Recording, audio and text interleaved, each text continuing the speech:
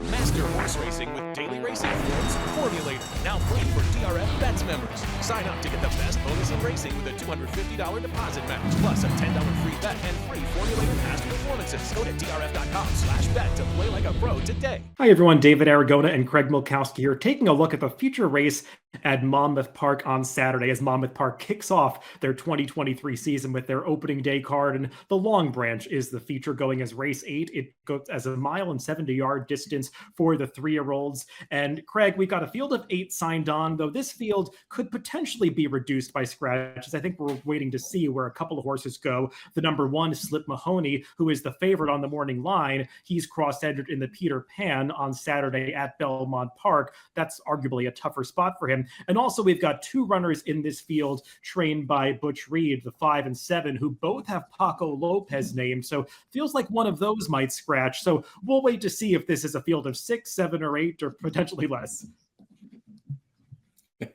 Yeah, it's always tough to say. It feels like this would be the better spot for Slip Mahoney. So as I made my selections, we also did a preview for the Peter Pan. I kind of kept that in mind. I expect them to be here, but I've been wrong before. Of the others, it seems like one of them would have to scratch, I guess. I don't remember the rules in New Jersey, even though I spent many an afternoon at Monmouth Park when I was stationed at McGuire Air Force Base in New Jersey for the better part of a decade. Yeah, I'm a big fan of Monmouth Park as well as a Jersey resident. So, Craig, let's take a look at the pace projector for this race before we move on to the contenders. And the number 3, Coffee with Chris, and the number 7, 90% Maddie, 2 horses that hooked up in a fast-paced edition of the Federico Tesio last time. They're expected to show speed again, but like we said, keep in mind this pace projector could be affected by the potential scratch of horses, including number 5, Didinger, who's one of those horses that also has Paco Lopez named. So do take a look at the Timeform US PPs after scratches come out, because this pace projector will update after scratches.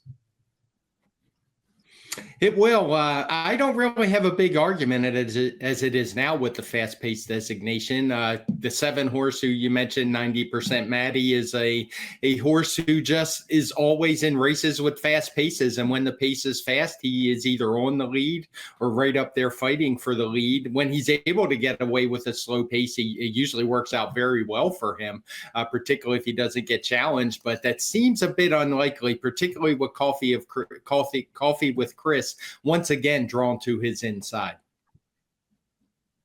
Let's also check out the Timeform US finish projector for this race.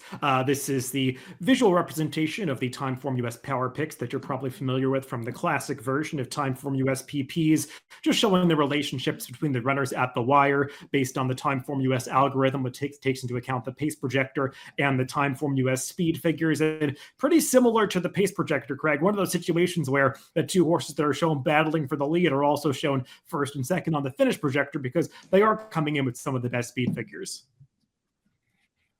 Yeah, it can be a tricky situation when you think the 2 fastest horses on speed figures might be going at it on the front end. It could lead to the downfall of one or both of them, but obviously the Timeform US finish projector isn't taking that into account. Let's go through some of the contenders, and we'll begin with that rail horse that is cross-entered at Belmont Park, the number 1, Slip Mahoney, and we'll take a look at his last race 2 back, actually, in the Gotham Stakes when he was second. And you'll note that another horse who's in here, How Great Is Nate, was also technically running in the Gotham. He's that riderless horse that's leading the pack right now, but Slip Mahoney is the one on the left of the screen that's going to pass about 10 horses in the stretch of this race to officially get up for second of the horses that had the riders on the back in this Gotham Stakes. He came back last time in the Wood Memorial, Craig, and had a pretty troubled trip, especially into that clubhouse turn. Yeah, I think his race was almost over before they came out of the clubhouse turn. Just things went wrong going into it. He got shuffled back. I guess the one big concern with Slip Mahoney as the favorite is he seems to have lost his speed. He was a horse who in his second and third starts had shown very good early speed in the 1-turn miles at Aqueduct.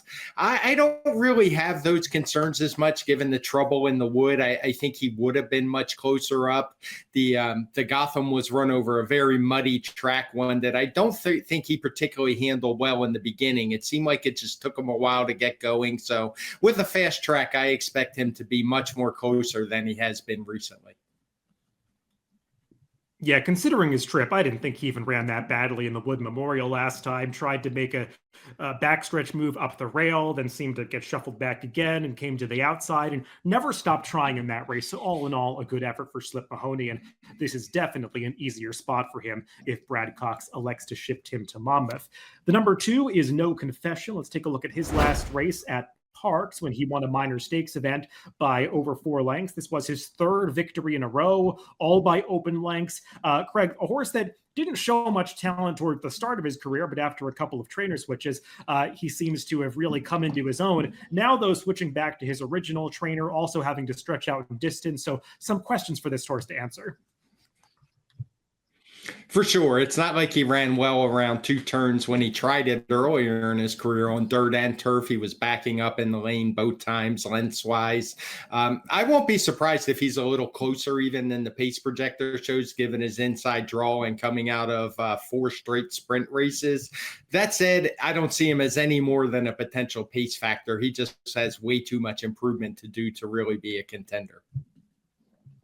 Next, let's check out a couple of the horses that are coming out of the private term stakes that was run at Laurel back in the middle of March. The first 2 finishers in this race were Hayes Strike, who's making that big move down the center of the track to ultimately win. Also to his inside is Coffee with Chris, who had shown speed in this race, holds on for second. How great is Nate, just the one in the white blinkers that's kind of fading between horses. Hayes Strike puts in a strong finish to beat Coffee with Chris, who might be somewhat distance challenged on this day. Ken McPeak got a little too ambitious last time when he came back with Hayes Strike in the Bluegrass Stakes, trying that Derby prep. That was just too tough for him. He's getting needed class relief here, Craig, and we'll see if the pace works out.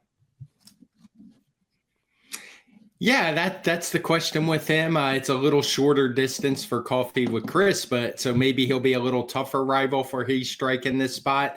I'm not going to hold that Bluegrass against him. Those horses were a lot better, and his speed figure really didn't regress very much. On dirt, he was moving forward each and every time, so it wouldn't surprise me if he's able to move over the 110 mark here.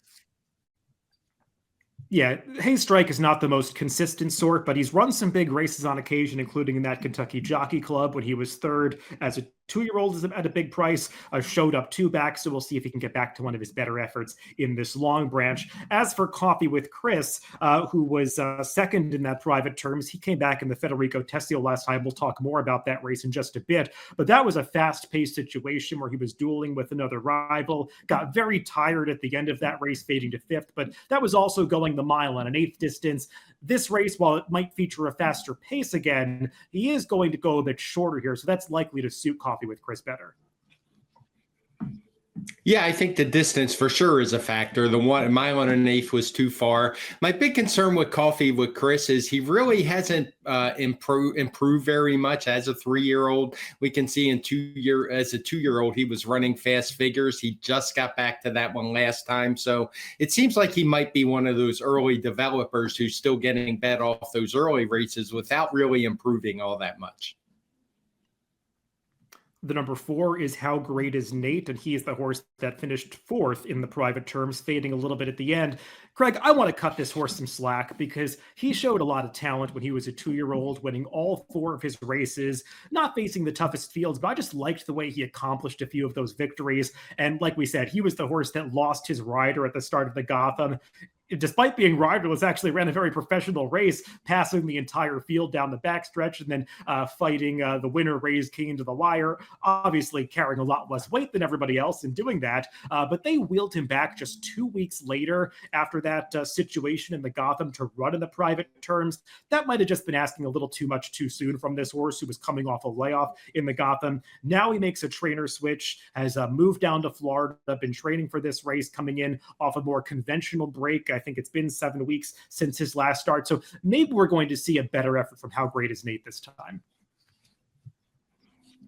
Yeah, I wouldn't argue with that. I would even say I thought his trip was a little tough last time when they run a mile and a 16th at Laurel over that mile and an eighth oval. It's a short run into the first turn, and he kind of got caught in some of that. He tried to make a move between horses, and it was just a trip where he took a lot of dirt in his face, a lot of being sandwiched in between horses for a long time. And I think that's stressful on a horse. And that said, he still ran his career best time form US speed figure. So I expect a good effort. The number 5 is Didinger. We'll take a look at his last race when he won an allowance event at Parks. And this is one of the 2 Butch Reed trainees in here who has Paco Lopez named. So we'll see if this horse actually runs in the race. You know, Craig, Didinger hasn't run a bad race so far in his career. He's been in the money in all 6 starts. He's just really stepping up in class and is going to have to get faster from a speed figure standpoint.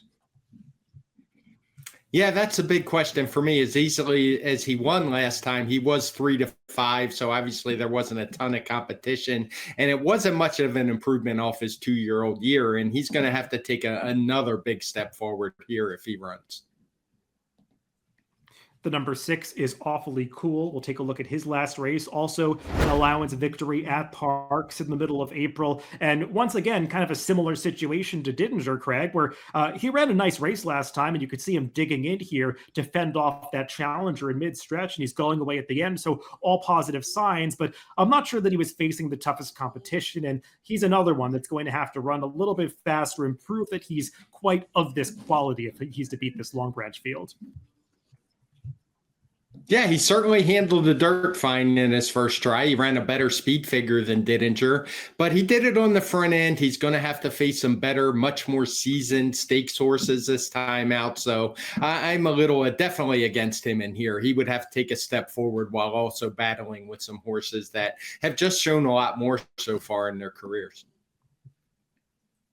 And finally, let's take a look at the Federico Tesio Stakes from Laurel Park. This one going the mile and an eighth distance. And we want to focus primarily on 90% Maddie, who's the one that's highlighted in front there. He's actually dueling with Coffee with Chris, who we already talked about. And this was that fast-paced situation, a lot of red color-coded fractions in this Federico Tesio. And Craig, I thought 90% Maddie ran a really valiant race. You could see him, though, on this replay, getting very tired in the final eighth of a mile, hanging on his left lead, switches over right there, and he's begging for the wire. It does not quite come in time as he gets run down by Perform at the end, but he definitely ran the best race last time.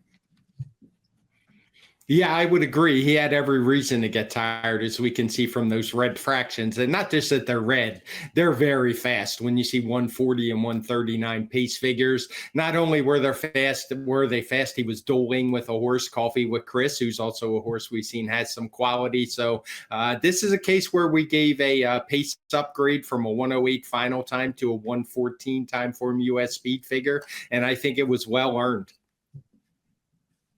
Yeah, this is another horse that might benefit from the slightly shorter distance cutting back to the mile and 70 yards.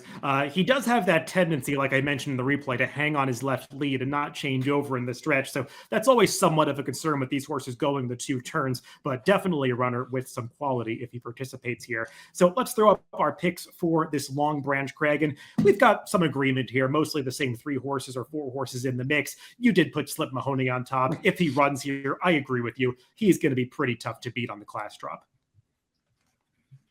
Yeah, I'm not sure how much value we're going to get from him. I wasn't really I guess a 5-2. I should have expected that morning line, but I expect him to run back to his races we saw even before the Gotham, where he was up much closer to the pace. Not saying he's going to be battling for the lead, but it wouldn't surprise me if he holds that rail position, sits in 3rd or a close 4th, and just has a good finishing kick. So this is a tough race, but I think he's probably the best horse.